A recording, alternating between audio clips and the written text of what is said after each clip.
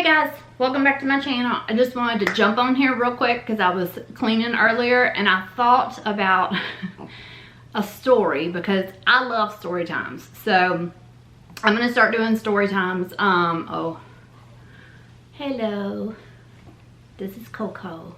She's probably gonna be in every video, every single one. Yes, okay.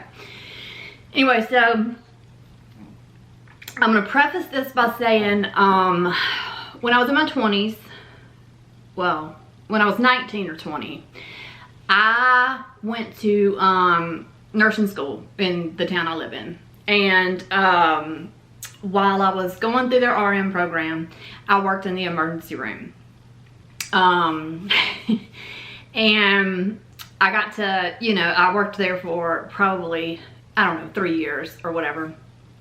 So I got to know a lot of the older nurses, and you know, anytime we would go for lunch breaks or, you know, whatever, you know, if we were slow, sometimes we would just sit there and I would be like, okay, tell me, you know, the craziest story from, you know, when you worked here. So I remembered this story. I was like, I have to tell this story because I don't know why I'm laughing, because it's actually horrifying. But one of the older nurses that I got to know, and I asked her for stories all the time, and she told me this story, and I don't even think I really remember their names, the patients, so I'm just gonna make up some names. But before she worked in the emergency room, she worked at an assisted living facility for Alzheimer's and dementia patients. And we're gonna call these two ladies Eileen and Judy. And Eileen was what they would call a wanderer. And this was way back, excuse my, I've got to get my nails done, so they're horrible, excuse them, and I'm a hand talker. But anyway, so this was back when you could still smoke in the hospitals. So Eileen was roommates with Judy. And so some of the staff thought that Eileen was a little bit creepy, was how they described her, because she was a wanderer. She would wander the halls, and they had a smoking lounge, and she was like a chain smoker big time.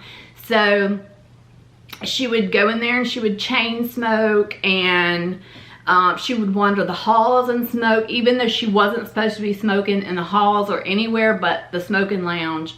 She would do it anyway, and they would just kind of, you know, turn a blind eye to it because they didn't want to really have to deal with it. And they said she didn't really talk a lot. She would just wander and hum to herself and stuff like that.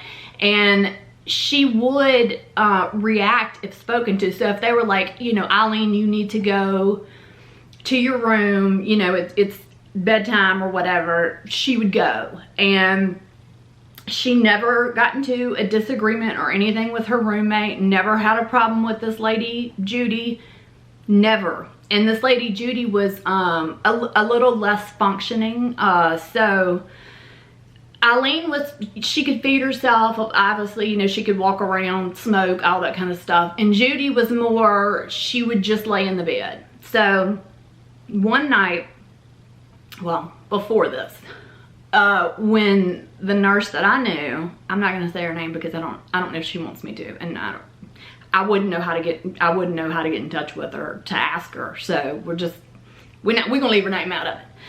So she got called into the director of nurses office the next time she came on shift, and the director of nursing asked her, like, have you noticed any difference in Eileen's behavior? And she's like, no, she's just been, you know, regular Eileen, just, you know, wandering and smoking and just regular Eileen, just humming to herself and stuff like that.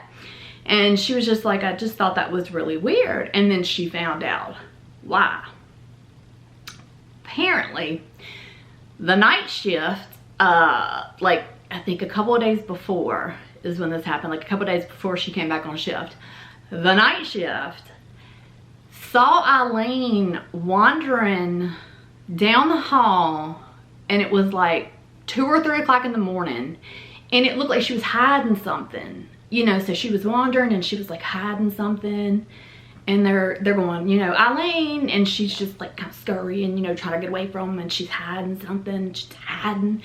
And so they catch up to her, and they're trying to, you know, like, what do you have? Like, what's going on? Like, what do you have?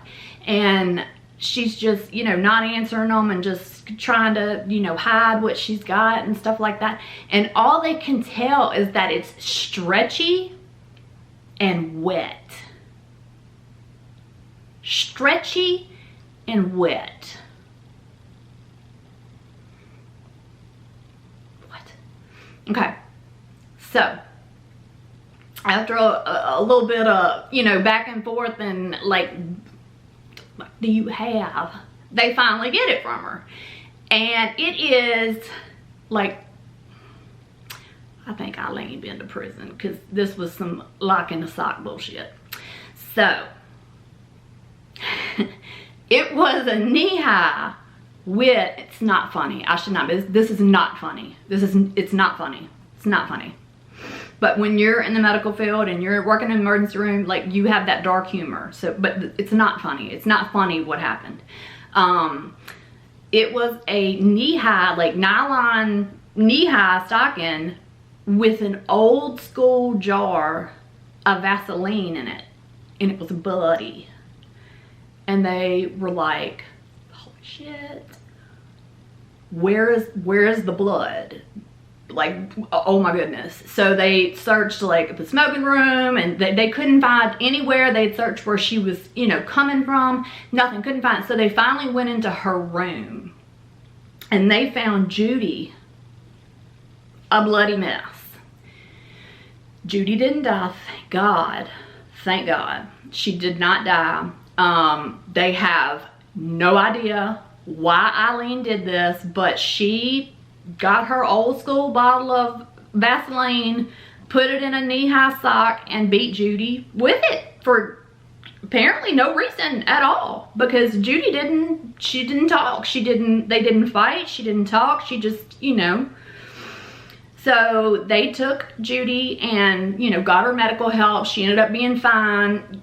Well, except for, you know, a couple of bruises and stuff. And she said, thankfully, because she had the Alzheimer's and the dementia, when she healed up, she had no memory of it. So she didn't know that it happened, which is, thank you God. That's a miracle right there, that she did not have to remember something so horrendous happening. But I just wanted to jump on here real quick and let y'all know that story, because I love story times, and I'm gonna start doing story times at least once a week. So let me know what you think in the comments, and let me know if you want to hear more medical stuff.